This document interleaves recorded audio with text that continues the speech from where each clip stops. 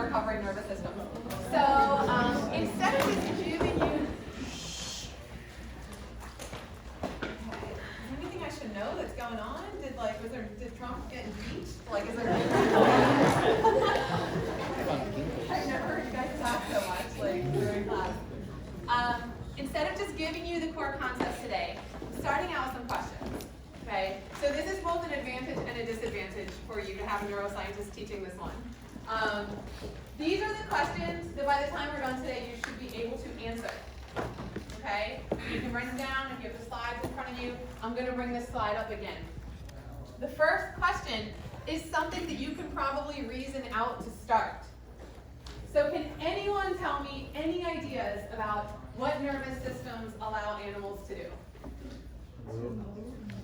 To move? What else? Okay, move, feeling, what else? Okay. Coordinated movement. Say that again? Coordinated movement. Coordinate movement, coordination. What else do you do in your day-to-day life? Information, sensory information, yes. Okay, so nervous systems allow animals to both sense and respond to their environment in a variety of different ways. There's a lot of coordination, there's processing, it's riveting, we're going to get into it. I do want you, I'm not going to tell you right out of the gate, but as we go, well actually the answer number 2 is basically in number 3, but that's okay. As we go, you should be able to identify the answers to these questions. So this chapter, I know you guys haven't read it yet, starts out with this idea of a cheetah and a gazelle. And so, as you can see, things are not going well there for the gazelle. And what this says is that the gazelle essentially is out, it's grazing, eating, hanging out, having a nice calm time. But if you're a prey animal, it's useful to be able to sense that something may be near you, correct? I would be screwed, I can't hear. So I would be out there just eating and they'd be like, oh man, crap.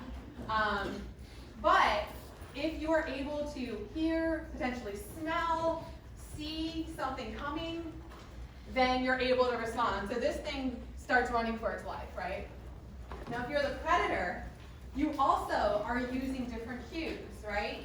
You see your prey, maybe you're somewhere, you smell your prey, okay? Maybe you hear your prey moving, if your prey is in grass. So there are all of these different pieces of information that are coming into a nervous system to then essentially elicit a response, regardless of which one of these you are. So up here, I just made this little diagram. They outline this for you a little bit in the book, but I think this is kind of a nice way of visualizing it. So essentially, again, taking information from the environment. The animal has sensory organs that are taking in that information. That information is then getting processed by neural networks. This gets really amazing. If you guys end up studying this and you go into neurobiology or hormones and behavior, the amount of processing that happens in the brain is incredible. You've got to integrate all of this information, especially visual and auditory. Think about even olfactory, and they bring up this idea just very, very briefly, because obviously this is not a neuroscience class. They bring up this idea of, having certain cues trigger memories or feelings, things like that. So, if you ever smell something, that's the way that, the kitchen used to smell when I used to come home from school. Or, I always joke that, Philly has a very specific smell to me when I go home. I'm like, ah. So, it smells terrible, yay, I love it, I'm home. So there are different cues that we take that are embedded in our memory, right? They're associated with different things. Then motor networks are going to guide the responses. So if you need to run, or you need to hide, or you need to do something, that system is responding to all of that processing and information. So I'm going to give you about a minute. I told you I was going to give you time today to talk to each other. So what I want to know, we can talk with each other for 1 minute. How might nervous systems have changed over time as species became more complex? And how would increasing complexity have provided advantages? You've got 1 minute. You can be as creative as you want.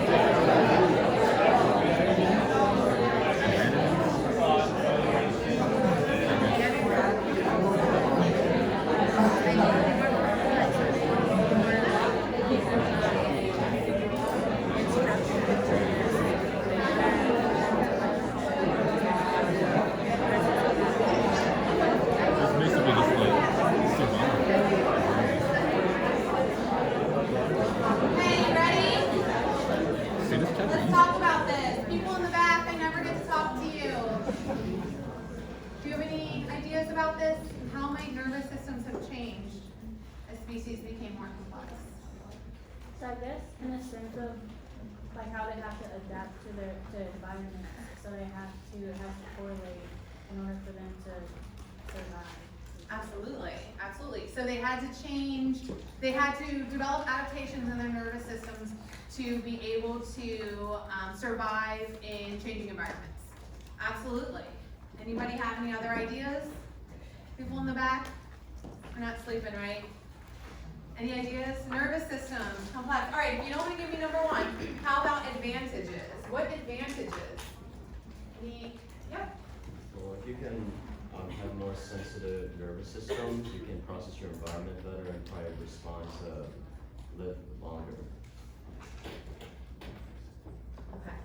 Awesome, awesome. Yeah, so basically the whole idea is that you, or the species, as we're changing over time, as we're seeing increasing complexity, that there's a more refined nervous system being developed. And of course, that also goes along with the point of being able to survive in changing environments. So if there's more information coming about in the environment, as diversity is increasing, the number of species are increasing, I mean, that changes everything, right? The amount of food that's available. That could be good or bad. Things could be more abundant, or there could be more competition. These are things that animals had to deal with. Okay, so what I want you to know is that animal nervous systems have 3 types of cells. These cells are exactly how they sound.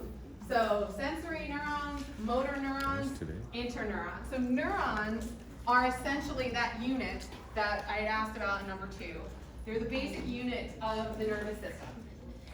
So 3 types of neurons. So if I had to ask you to guess, I'm thinking that you could probably tell me what sensory neurons are, right? So those are taking information in from the outside world. Motor neurons. So when I was at 21 Pilots last week and I was busting out my robot dance, right? Motor neurons allow you to move.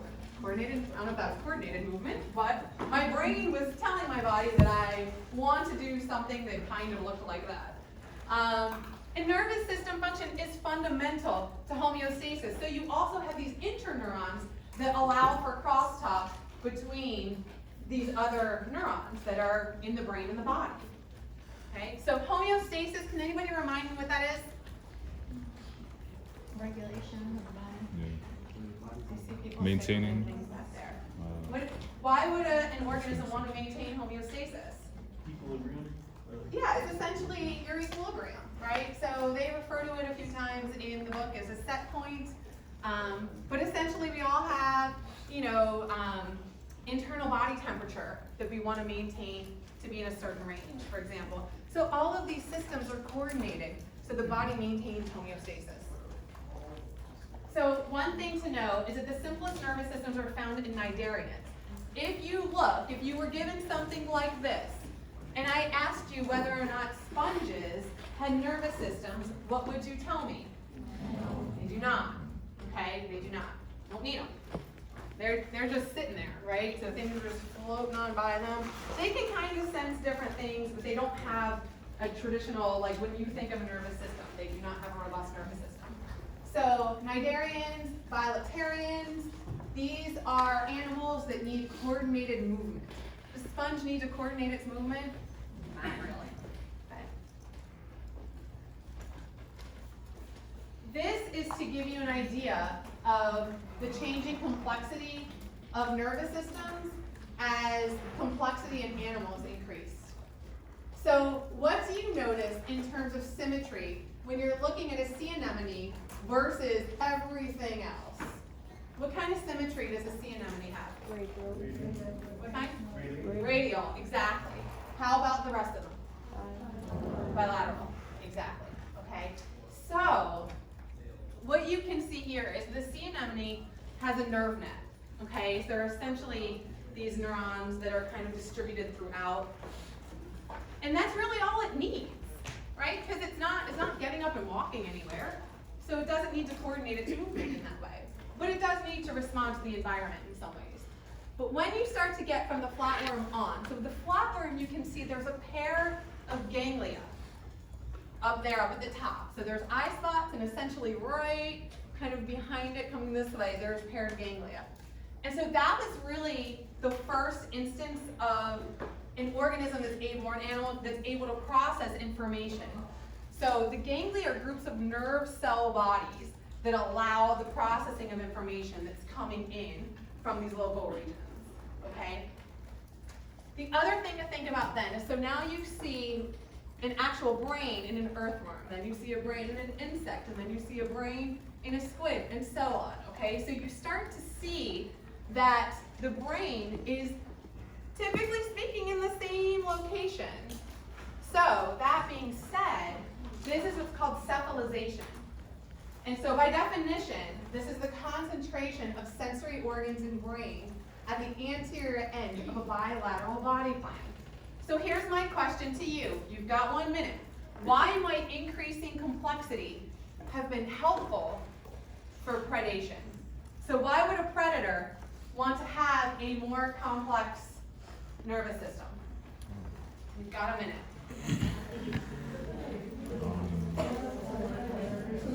I guess just like increase. I guess to just change his way. Yeah, his ability and adapting to different like has to be smarter than paraphrase having a complex nervous system would allow something like that.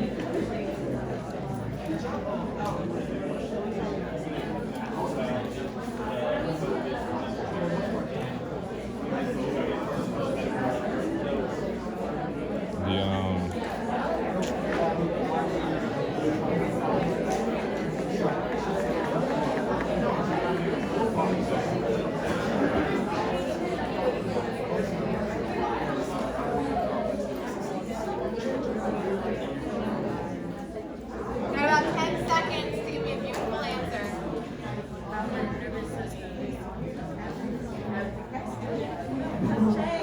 Have changed over time.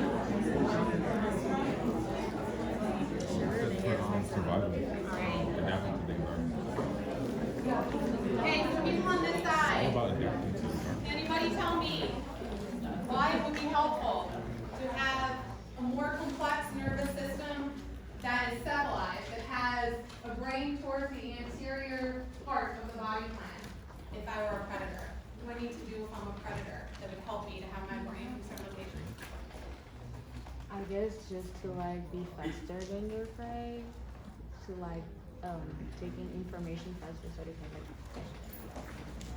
Absolutely.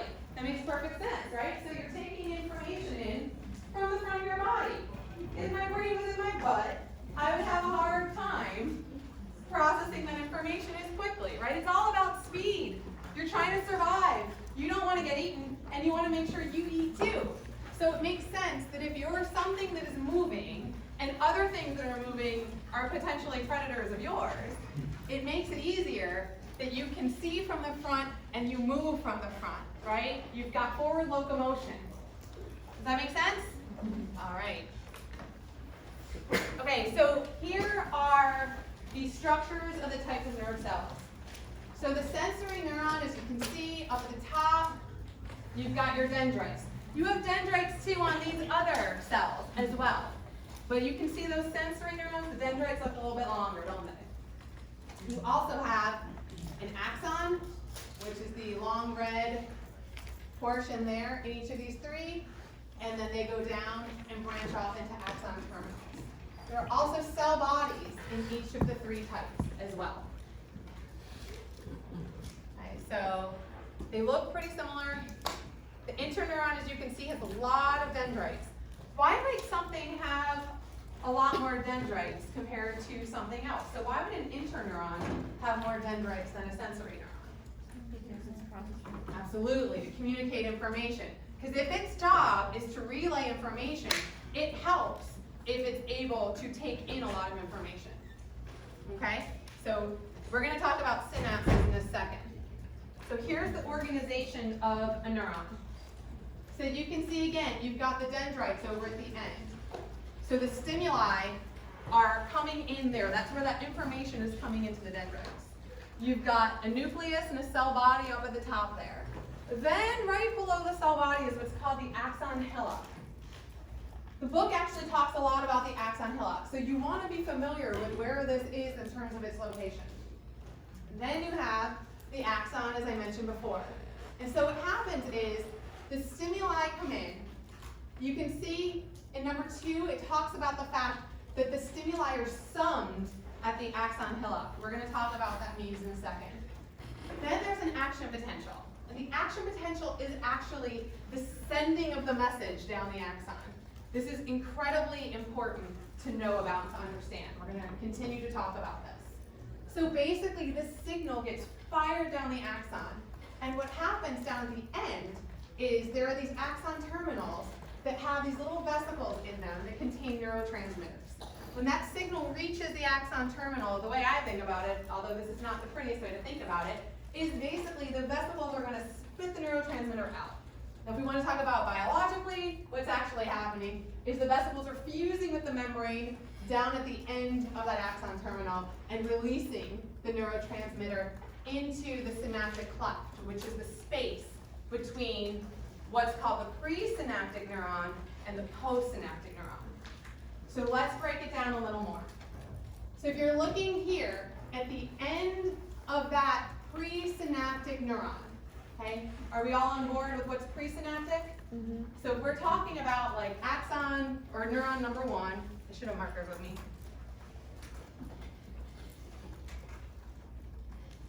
So if I'm sending a message, this is not going to be pretty, I'm not an artist, okay?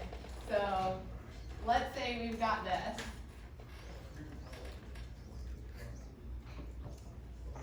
Okay, say this is presynaptic neuron. The one that is receiving then is your postsynaptic. Does that make sense?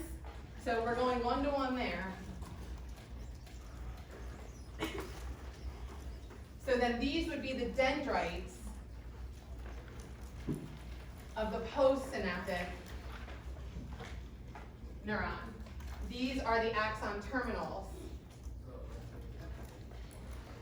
of the presynaptic neuron. Okay? So neurotransmitters are being released here across the synaptic cleft and then being received by the dendrites on the postsynaptic neuron. Are we all on board? So when we talk about a synapse, as you can see up there, the drawing might be a little bit nicer than that. But what you're seeing up there is basically this. So you've got the axon terminals of your presynaptic neuron, the synaptic cleft itself, which is the space, and then the dendrites of the postsynaptic neuron. Okay, so that's your synapse. That's what makes up your synapse. A lot of things happen in that synapse that are really important. So again, going back to this idea of differences in degrees of connection. So I couldn't resist this because when I was a first-year neuro student, we talked a lot about Hall. And he made these beautiful pictures of these pyramidal neurons. And what you can see is a lot of them have this incredible level of branching. And so we sort of have already gotten to this. And basically the significance of differing levels of branching is that if you have more dendrites out in the world and more connections, you're able to take in more information. Okay? It's critically important. Let me ask you a question just for fun, because I can, because Dr. Brewer's not here, so I can just kind of weave off wherever I want. Do you think that the number of synaptic connections that you have in your brain can change over time? Yes? Okay. Do you know what that's called? It's called plasticity. Plasticity. That'd be like a bonus just for fun. So if you ever read much on learning and memory, you'll see a lot on synaptic plasticity. The idea that you're making more connections as you learn more things. Okay. So let's talk about glial cells. So glial cells are, at their most basic definition, these supporting cells that are, they're basically supporting the nerve cells. So what you can see here is the glial cells in this picture are those blue, it looks like a blue wrapping around the axon, okay? So there's actually 2 slides on this. So in a minute, I'm going to tell you more about the significance of this. But what you can see here, this is a cross section, and so you can see the myelin sheath is the glial cell that's supporting this neuron. They do incredible things. So some of them are called astrocytes, and they support cells that make up blood vessels. This is really important when we talk about the blood-brain barrier. So if you want to be a doctor, pharmacist, anything like that, this is going to be something that's really important for you to understand as you move into your schooling, because you need to know what kinds of pharmacological agents can cross this blood-brain barrier, okay? Glial cells can also orient neurons as they develop connections. So like I just mentioned, that idea of plasticity, so they help them actually direct them where to go. Here's the biggest point to me for your class. They provide insulation, which aids in speed of conduction of nerve impulses in vertebrates. If you remember nothing else from this slide, that would be the point that I want you to know. Super important. We're talking about nerve impulses. So let's go back to this picture, okay? So in this picture, you can see this wrapping of the myelin sheath around the axon. Is this a picture you guys have seen before? Have you seen something like this before? Okay, some of you have. So basically what you need to know is that the myelin insulates the axon, and in doing that, it protects it from leaking out the potential, the voltage. You guys have a question back here?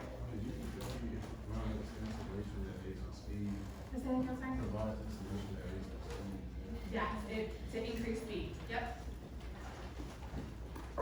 And I'm going to tell you more about that in a second too. Okay, so you can see how it's wrapped around, right? And so in between, so it's not wrapped around the whole way. It's not insulated the entire way down. There are these little spaces. And in those spaces are where those ion channels are that we're going to get to in a minute. So if you see all those pluses and minuses, what's actually happening is there's a change in the electrical potential of these neurons. So in between here, so it's insulated, and what that allows it to do is it basically allows the potential to sort of jump over these nodes. And so the nodes are called nodes of Ranvier. Okay, so there's a buildup of charges inside, positive charges inside and negative charges outside the axon in order for the action potential to propagate down the cell. This kind of conduction is called saltatory propagation. Okay, so that jumping of the action potential down the neuron in order to send the message or the nerve impulse. So now we're going to get into stuff that looks scary, but if you stay with me, it's not. Okay, it's going to make perfect sense. So what's happening? So let's talk about resting membrane potential. So when we talk about a resting neuron, resting membrane potential, that means that an action potential is not firing. Okay, so at rest, in most books you're going to see the resting membrane potential be about 70 millivolts. Okay, so that's if you stuck an electrode into it, you would get about negative 70 millivolts. And so what you see here is you've got sodium and potassium channels. So you can see the potassium channels there in the pink, and you've got sodium-potassium humps. Okay, so what happens is these are positively charged ions, right? So that's really important to stay with me on that. These are positive. So what's going to happen inside the cell if some of the positives can leak out? The membrane potential is going to get more negative, right? Okay? So these pumps can move then the sodium ions out of the cell and the potassium ions into the cell. So this is all about trying to get the actual membrane potential to be more positive. All right, so things are moving either way. So we're going to talk about when things close in a minute. We'll talk about the timing in a minute.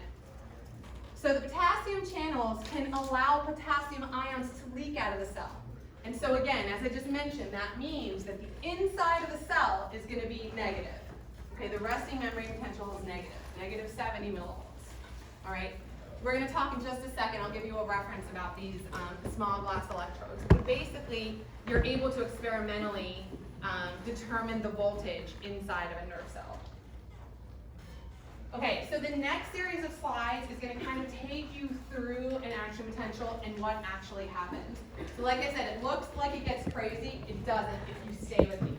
All right, so number one, so what I want to talk to you about first here is that we just said that resting membrane potential is at negative 70 millivolts, right? You guys are starting to glaze over because I'm getting into numbers. Stay with me, okay? Negative 70. We want the signal to be sent, right? So if we want it to be sent, then we want the membrane voltage to go up. So we want it to become more positive. Typically, you're going to see this in books. You're going to see threshold at about negative 55 millivolts, typically. Okay, so we're calling that the threshold of excitation in this figure. It's usually going to be about negative 55. And so what's happening is these stimuli are coming into the dendrites, right? Now, if the stimuli is strong enough, they get summed, okay? So whatever it is, so like you can hear it, right? However strong that stimuli are, then they get summed up. And basically, this neuron is taking in this information, summing it up here, and then what's happening? Well, let's go to number one. So we're going to reach threshold. So we're reaching threshold. And to do that, what happens is the voltage-gated sodium channels are going to open, and sodium is going to come in. Sodium is positively charged or negatively charged? Positively charged. So if I have an ion that's positive coming in, is it going to make my inside of the cell more positive or more negative? More positive, right, okay? So you can see that that membrane potential is going up there, okay?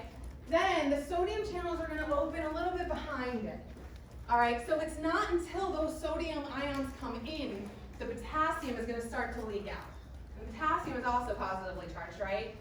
So now I'm going to hit a certain point, and my membrane potential is going to start to come back down, okay? But what I want you to know here is that when the signal is received, and I always say it this way because I feel like dendrites just lend themselves to jazz hands.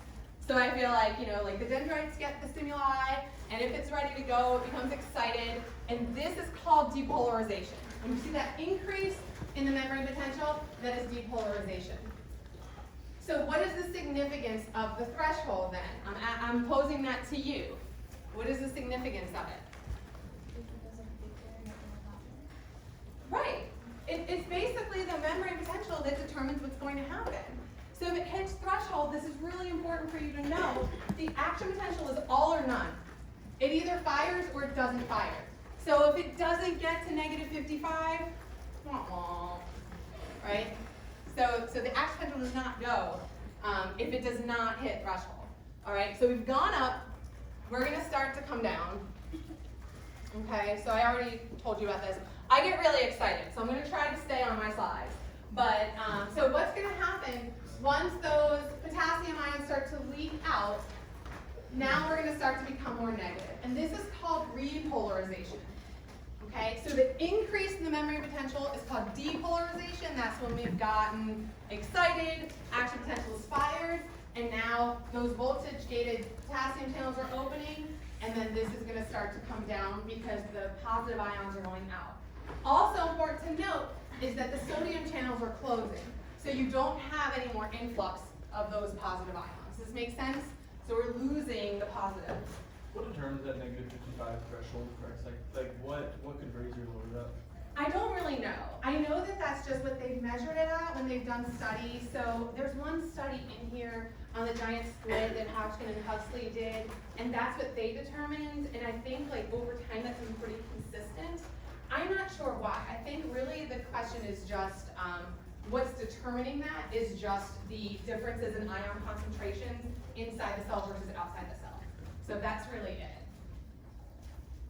And I think they probably have done things, or actually I shouldn't say I think they have. I know they've done experiments where they have either blocked some of these channels or given ions into an environment, and they can see, based on the changes in potential, whether or not the cells fire. Okay, so they can also do that in vitro. Yeah. So, okay, so here we are, we're repolarizing, right? So this next part's important too. There's a refractory period. When you take hormones and behavior, you talk about it after ejaculation. So if you're not already awake, I just said ejaculation, so wake up. You can do that when you teach science. So here you have repolarized, and what happens is the membrane potential actually gets more negative than resting. And so during that time, it cannot fire again. Okay? Does that make sense? I'll let you add up the rest of the ejaculation reference, but basically it cannot hit threshold again. It's in a refractory period. Okay? So now we're getting into information coding. When we talk about information coding, we're talking about the rate and timing of action potentials. So what this means is there's differences in the strength of stimuli, right? So if you go to a concert, it is going to be louder than, say, if you're just in your car listening to, I was going to say the radio, you guys probably don't listen to the radio, like Sirius or I listen to podcasts, whatever you listen to. It's not going to be as loud in your car as it is at a concert, hopefully. But basically, there's different strengths of stimuli, and that changes the firing rate of action potentials. Okay? And think about it this way. If you're activating more neurons, then you're going to get more action potentials firing. Okay? We're going to talk a little bit more about coding. So this hot freaking mess of a figure, I was like, I don't even know if I want to talk about this figure. But I think I'm going to go for it because it's in your book. And so I'd rather us go through it together than you look at it and just go, I don't know what's going on there. So what I believe they're trying to tell us here is that they're trying to show us, if you look at the top part, okay, so if you look at the top, you can see that you've got sodium ions going in to the inside of the neuron. Okay, are we all on board there? You see sodium coming in. And what that means is, I believe what they're trying to say is that at that point has hit threshold. And so that arrow is going to indicate that the impulse is getting propagated down the axon. If you look now in the same section, okay, so if you just move down in the same section where the sodium ions are going in, you now see that those sodium channels are closed, okay? But those potassium channels are now open. This is the part we just talked about, right? So we've brought the sodium in, the nerve impulse has gotten conducted, we've hit threshold, and then the sodium channels close, potassium channels open, and the potassium is going to start to go out, which means that part of the neuron is going to repolarize. The signal's still going this way, okay? And so now the next part of the neuron is depolarizing. Did I lose you? You can tell me. Yes. Did I lose you? Yes. Who's lost? Okay, let's try it again. I could try to draw it. Maybe my figure. It was funny because I was like judging the figure. I was like, what is that? And then I was like, well, could I draw it any better? Let's see. Actually, let's keep this thing up here. Will it help if I try to do it this way? Maybe. We'll see. Okay. I can't make it any worse, right?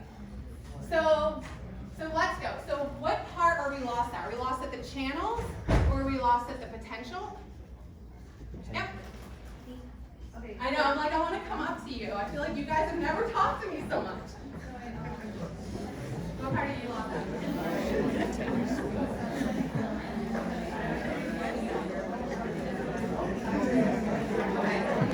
We have a question on repolarization and refractory period. Does anybody need me to go over that? Is anyone an expert in this and they want to try to explain it? You guys are like, no. So depolarization is when the nerve impulse is getting sent, okay? So if you are this incredible looking cell that I have drawn here, stimulus comes in, okay? So the stimulus is getting, it's exciting this part here. We're going to sum up right at the axon pillow. So if the membrane potential hits threshold, the nerve impulse is going to be sent. That is called depolarization. That is the increasing of the membrane potential. Okay, remember we went from -70 to to about negative 55 at threshold. And so here is your nerve impulse. Okay, so this part right here corresponds to where those blue channels are open up there at the top. Okay, so membrane potential is coming up. Then what's going to happen is up here, the potassium channels are going to open. And the sodium channels are going to close. And as that happens, that means that the inside of the cell is going to become more negative. That is repolarization. Okay, so when it becomes more negative, we're coming back down. The membrane potential is coming back down. It's getting more negative. Okay? And then the refractory period is basically when the membrane potential goes down below negative 70. So it goes down below the resting membrane potential. When it gets down below resting membrane potential, it is at a point where no matter how strong the stimulus is, it cannot do this again until it gets back up to resting membrane potential. Okay, so refractory period. Okay, so again, if you take hormones and behavior, you talk about a refractory period as the period after when a man does what he needs to do, and then like he can't do it again for a little bit of time. So that's, I'm not teaching hormones and behavior, so I won't go too far into that. But basically that's what it is. That's basically a point where the stimulus will not allow the cell to depolarize again. Okay? Repolarization is when you become more negative. The inside of the cell is becoming more negative. And the refractory period is when we're down below the resting membrane potential, and another stimulus cannot get the cell to fire again. Is that a little bit better? Okay. So back to this crazy figure. What this is showing you is that this is the nerve impulse. Those arrows are trying to tell you about the nerve impulse. Do you remember we talked about the nodes of Ranvier, right? So we're jumping node to node.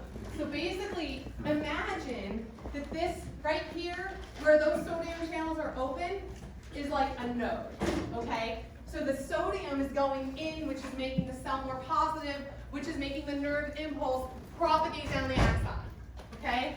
And then, when those channels close and potassium opens, the potassium is going out.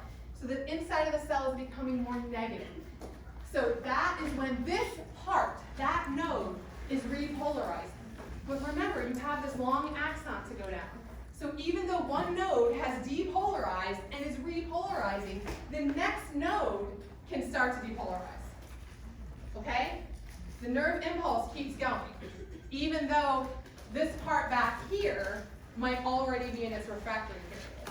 Okay? So over the distance of the axons. Some of them can be super long. I'm going to move on. If that figure drives you crazy, don't worry about it. We can talk about it another day. So basically, going back to the question about how do you know what the membrane potential is inside of a nerve cell?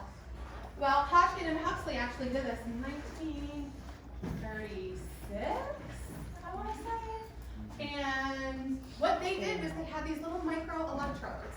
They had one in the extracellular space, and they had one inside the cytoplasm. And they were able to look at the differences in membrane potential that way, okay? And so this is just showing you, basically, if you ever see this in your life, it's just a general shape of an action potential. And so the point of this figure that they're saying in the book is that they're telling you about this cool experiment that they did way back in the day, but remember, they didn't know about the sodium and potassium at the time, right? So that's the mind-blowing part to me, is it's like two dudes that are like, let's stick these electrodes in squid axons. Like, what were you doing? Not playing Mario Kart, I'll tell you that much, and I'm gonna continue to say it that way for the rest of my life. Okay, so let's get back to synapses. Unfortunately, this thing's not telling me where I am. I know how many slides I have, but I don't remember what number. So this is sort of, if you're looking at if you were zooming in on a synapse. And so basically what this is telling you is that the action potential is what's going to be received at this level of the synapse. Okay, so right now we're in the axon terminal. And so here, what it's saying, remember, you're still getting depolarization all the way down. Now at the axon terminal, you have these voltage-gated calcium channels. Is calcium positive or negative? Positive, correct, okay? So the positive calcium ions are gonna go ahead and flow in, and basically the way that these vesicles are gonna respond is they are going to fuse with that membrane and release the neurotransmitters into the synaptic cleft. They're here using the example of acetylcholine, which is gonna be really important when we talk about the neuromuscular junction. So that's the favorite example of stimulating muscle contraction. We'll get to that, but that's the example here. And so basically the other thing you need to know here is right here on the postsynaptic neuron, on these dendrites, there are these receptors waiting for that neurotransmitter. You guys have probably heard of a ton of neurotransmitters in your life, right? You've heard of dopamine and serotonin, right? You've heard of these things. We know that we can have pharmaceutical intervention at the level of these receptors, right? We can bind these receptors if we take certain drugs, okay? So that being said, the receptors are essentially going to do what they do, which is receive the neurotransmitter that's being released. When we talk about ligand activation, we're talking about whatever molecule is that is being sent, okay? So here, they're saying that these receptors here are ligand-gated ions. So what happens is the postsynaptic dendrites have these receptors. The acetylcholine in this case is going to bind. That is going to change the membrane potential at the level of that dendrite, okay? And then what's going to happen when the membrane potential becomes more positive? We're going to try to sum up and get another action potential, right? Because the whole goal is to communicate. That's why this exists, right? All of those reasons you guys told me at the beginning. You need to be able to run. You need to be able to move. You need to be able to find your food. You can't do that unless this is happening. So the idea is that the action potential in all of its jazz can't just stop here. It's got to depolarize the next cell, okay? All right, let's see. Okay, so now we're going to talk about excitatory or inhibitory signals. So I highlighted two here. I feel like excitatory kind of is self-explanatory in terms of the fact that if you're depolarizing and depolarizing and depolarizing, you're going to get excitation. But there are other neurotransmitters, which I think are actually more fascinating, that actually cause the cell to become more negative. And if the cell becomes more negative, then it's going to inhibit further firing. Does that make sense? So more positive, you're getting the nerve impulse to go. More negative is kind of stopping things up. Does that make sense? Okay. So now you kind of get to the question as to why would excitation and inhibition be important? Excitation, like I said, seems self-explanatory, right? So if I need to run, I want everything firing. Why would it be important to inhibit certain things? It's more to solve the process. Yeah, absolutely. So if you want to stop a process, so I even think about, like, we talk a lot, and when we talk about like cognition and development, we talk about this idea, for example, of like inhibition in the prefrontal cortex, decision making, right? How many times have you been faced with something in your life where you want to say something and then you're like, or not? Maybe I'll just keep that right here, right now. I'll tell my friend about it later. You inhibit things, you make executive decisions, and a lot of that is regulated by these inhibitory mechanisms, okay? So there are synapses that are there that have inhibitory neurotransmitters. So what you can see here is this is essentially talking about the integration of information. And so each yellow ring dot is going to represent an axon terminal that is synapsing on another dendrite. That gives you an idea of how much integration there is in our nervous system. It's crazy. The other thing to know about this, I made this point here, is that your postsynaptic neurons don't just have one type of receptor for one type of neurotransmitter, right? They can receive lots of different types of signals. And that's good, because it wouldn't make sense to just have one neuron that's inhibitory and then one neuron that's stimulatory, and that's not going to make sense when you're trying to code.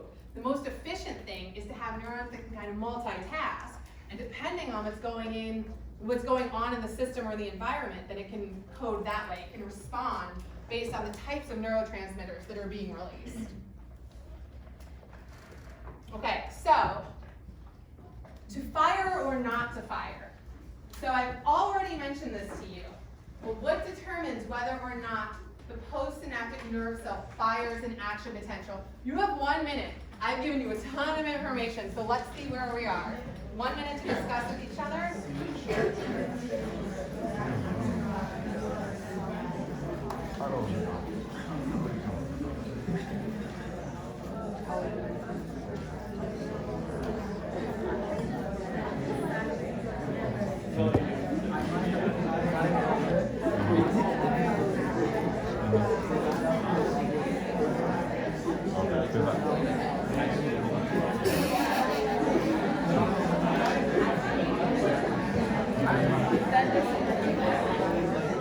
I could come back. I could come back because I gotta go to the orthodontist at 3. So like right after this.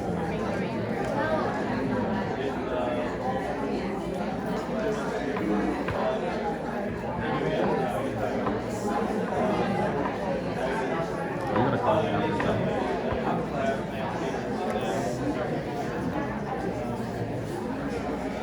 Oh man. Hey, would you come up and just in 1 minute?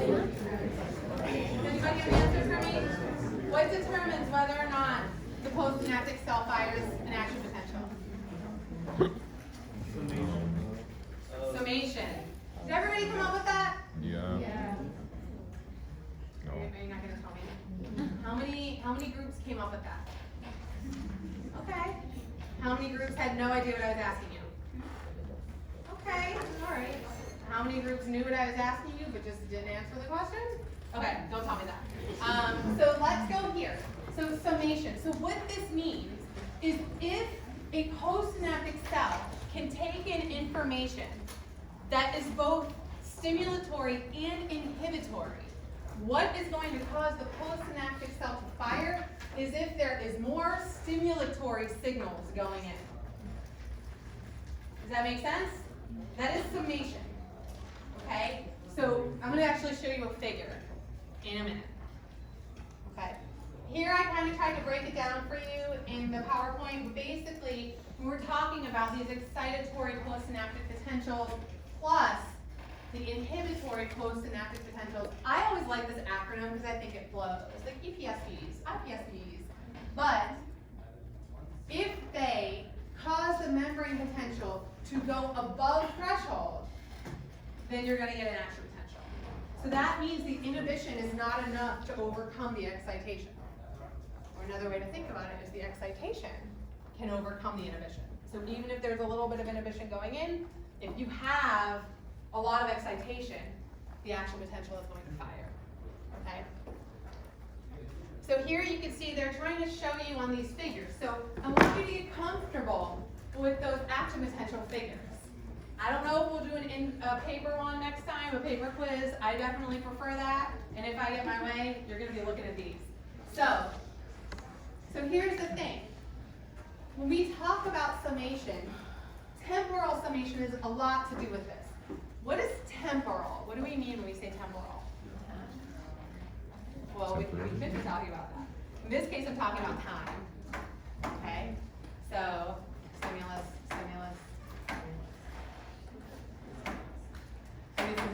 Right? So think about it. If you're a nerve cell and getting stimulated.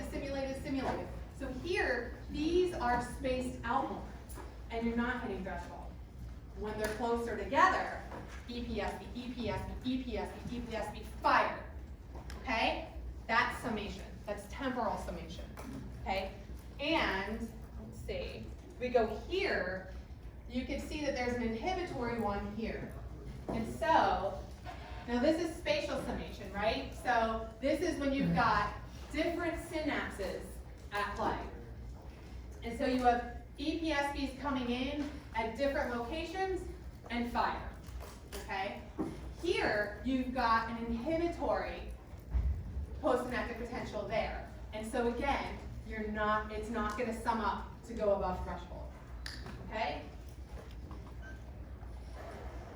I have no clicker questions today. Dr. Brewer didn't come in, I have no clickers. I can't tell where you're at, okay? So let's talk about, okay, I still have 15 minutes. Okay. Are you riveted? I'm like sweating, so I hope you're riveted. I've never worked so hard teaching class. No one's ever just set me loose. They're like, teach what you love. I'm like, okay. Okay, so let's talk about muscle contractions. So what has to happen for muscles to contract? You get this beautiful neurotransmitter called ACH or acetylcholine. That's what we were talking about in the last one. You can literally see the synapse, right? So you can see the axon terminal there with the little vesicles of acetylcholine. Okay, that's what's stained in there. And what it does is, so this is at the end of a motor neuron. Okay, so the motor neuron is going to synapse onto the muscle cells. And that's what's going to cause the muscle to contract. Okay? Are we all there together? I see people writing, which is good. Happy. So acetylcholine binds the muscle membrane receptors. This causes a depolarization of the muscle cell, and therefore the muscle contracts. Depolarization, that means more positive, right? So the cell got more positive. So depolarization of the muscle cell. I actually give you another reference here too if you just want to like look at some more of that terminology. So sometimes I don't think the book is the best at like breaking down the terminology, so I try to give you guys like other places to look at.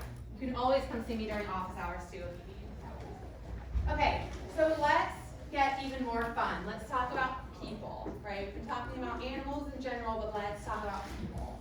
So most of you have seen this before, right? Peripheral nervous system and central nervous system. We're all familiar with that. So basically what you need to know here is that nerves are what's going to form the lines of communication between the peripheral and central nervous systems. Okay, so we know that there are nerve cell bodies. We've already talked about ganglia. So it's not just those simple organisms that have ganglia, we have them too. And so these nerve cell bodies are grouped together in sensory organs, in ganglia. You already know this. You know there's a main nerve cord that extends from the brain. And those nerves are mainly composed of axons, lots of different nerve cells. If you look at this, what they're showing you here is sort of a cross section. So they're saying, okay, if I took this little component right here of this nerve and I cut it this way, I would be looking at, there's blood vessels in there, there's connective tissues supporting the nerve, and then you see lots and lots and lots and lots of axons, okay? All right, this is mainly a text slide. I'm not gonna read it to you. I just want you to focus right now on a couple of different things. So there is some terminology in the book. They talk about afferent neurons and efferent neurons.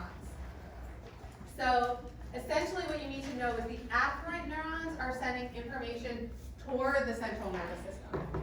Okay, so specifically sensory neurons for receiving stimuli, and the afferent neurons are going to take the information toward the CNS. After processing, the efferent neurons are going to bring that information back from the CNS to the peripheral nervous system for a response. And so it's with this response that we go back to coordination, right? The coordination of the activity of muscles and glands in the different regions of our body. Everything's so coordinated. Wait till we get into feedback. Oh my God, I'm so excited. Do I have time? Yes, I do. Yes. Okay. And let's see. So I already touched on that second point. So those are the two most important points here. And so the rest of this is just information from the book that I've broken down for you as you study. Other things to note, there are cranial nerves that link specialized sensory organs. So I don't know if anybody's taking Intro to Human Phys right now. Is anybody taking that? Or if you're going to get into, anatomy and physiology. So you are going to have to know, if you take those, you're going to have to know the cranial nerves and spinal nerves. So I don't know if you have to know as many of the spinal nerves. So you do need to know the cranials backwards and forward.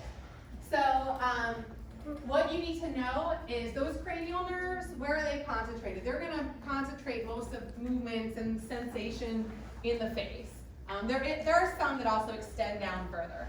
And then the spinal nerves are actually going to exit from the spinal cord through openings that are located between adjacent vertebrae. I was looking for really neat pictures for this, and it was so weird because I found a few, and I could just hear Dr. Brewer being like, don't show them that picture, you know, I don't know. So I might link you to it anyway, because sometimes he's like, oh, you want to go there, but like, we need to come back. And so I'm just like, well, but it's so cool. I mean, even if you Google it, and you look at the spinal nerves and how they're threaded through, it's really neat. This is just to break it down to you again. I know this is familiar to some of you. All right, so the peripheral nervous system is broken down into somatic and autonomic. Okay? If this is something you've seen before and you found confusing, let's make it not confusing this time, right? And so the autonomic is then broken down to the sympathetic and parasympathetic nervous systems. So what you can see here are functions of both of these. And the way that I think about both of these is they basically kind of work in opposition to each other. So sympathetic, if you look at those functions, right, and we can break them down if we wanted to, we're not going to go into it now. But if you think about some of the things that it does, so I think about sympathetic, and you think about fight or flight, okay? So fight or flight. So if you need to hightail it out of somewhere, or if you need to kick someone's butt, you need to not need to pee at that point in time, right? Like that's how I think about it. I'm like, that would be a very inconvenient time to have to pee if somebody was trying to attack you. So there are things that are getting inhibited there from the sympathetic nervous system in response to the stimuli. Okay, so for example, you've got, let's see, acceleration of the heart. We've all been there, right? Something startles you, your heart beats faster, right? And the reason that's happening is so that blood flow increases and so you can get to where you need to go, or you can, that's how I fight. I'm going up to like somebody taller than me, I'm gonna need to fight. Parasympathetic is gonna bring you back down. Okay, so typically we talk about parasympathetic, we talk about resting and digesting, okay? So for me, last week I was driving in traffic and someone like weaved around me from like zoomed up behind me and weaved, I did not even see this coming. And it was so loud and it was so fast and they zoomed around, and so literally I screamed, and I mean I've been driving for 22 years, and like I screamed, and so I felt all of the things. I felt I did not have to pee, but I felt all of the things. I felt that increase in my heart rate. And then it took me like a minute to kind of, like, all right, we're still intact. We're still in one piece, okay? And, you know, so things come back down. So that's how you want to think about these things. Okay, negative feedback. So this is something that is going to be critical for you to know through the rest of your studies forever. So you know how sometimes things come up and I'm like, well, last time I talked about that, like, maybe that's never right. This is something you'll never get away from, negative feedback. So what we're trying to do here is set up this idea of just as a concept, okay? Because you're like, why are we talking about a heater? I will be completely honest with you. It was this example that got me to go, oh, I get what that is now, okay? So what this is saying is, so let's use the example of it being in a cold room. Right now, you guys might be cold, I'm not cold because I'm jumping around, but if you're in a cold room, and much like I do at home, I go over to the heat and I go, my husband always has it like 65 or 66, right? So I'm like, he grew up in Buffalo, it's like, it's ridiculous. And my kids are like, do I have to wear pants today? And I'm like, what? Like, how do you, I'm like, in blanket. So I go over and okay, bring it up to 72, right? And then everyone's sweating. But the thing is, that the thermostat recognizes that the temperature as it has started is at, let's say it's at 64, okay? Let's say he's not being cheap that week and it's 67, okay? So let's say it's at 67, I bring it up to 72. So what's gonna happen? That heater's gonna kick on, right? You guys have all heard it in your houses, like the heater kicks on and it's gonna start to bring the temperature up. Once the temperature gets to where it needs to be, does the heater keep cranking? No, it doesn't. Now it's going to shut down. That is negative feedback, okay?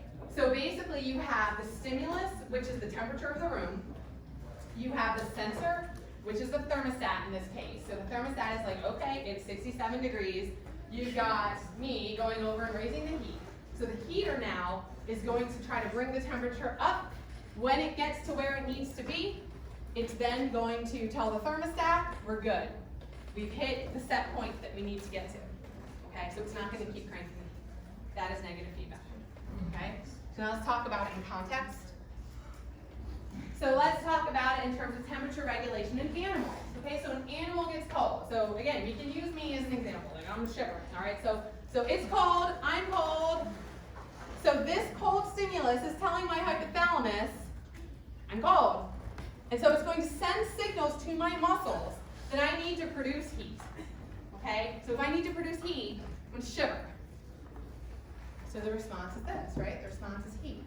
So once you start producing that heat, then you can tell your hypothalamus, I mean obviously this is involuntary, you're not like having a conversation with your hypothalamus. But the body will tell the hypothalamus that now we can cool it on the shivering.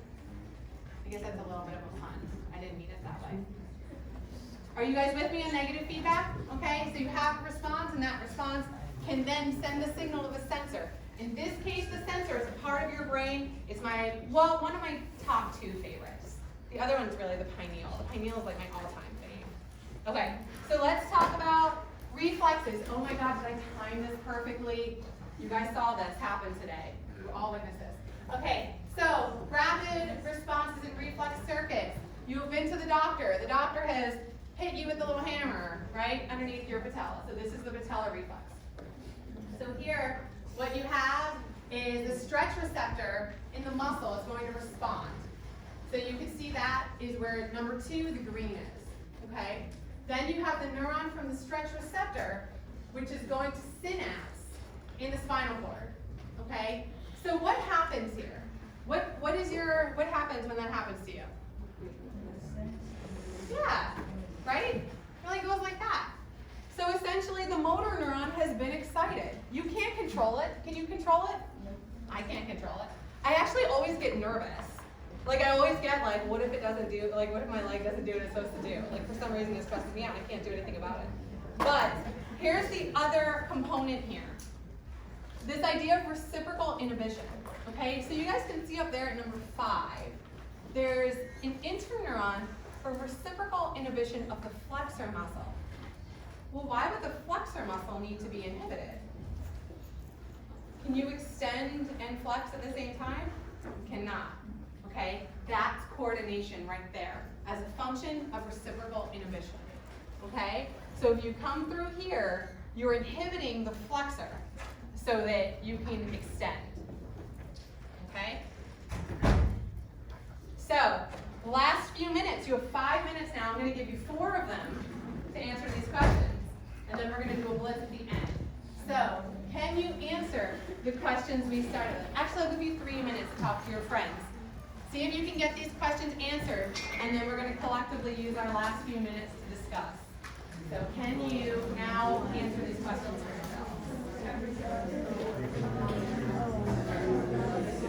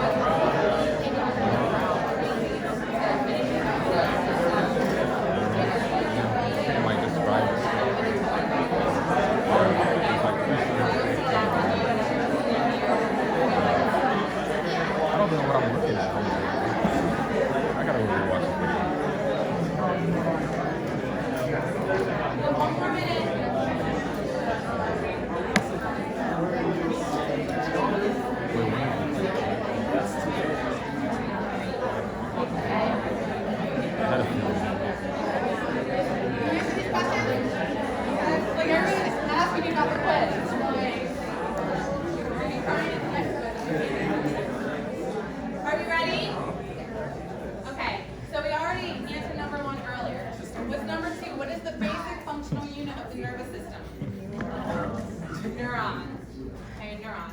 What properties of neurons allow them to communicate with each other rapidly? What?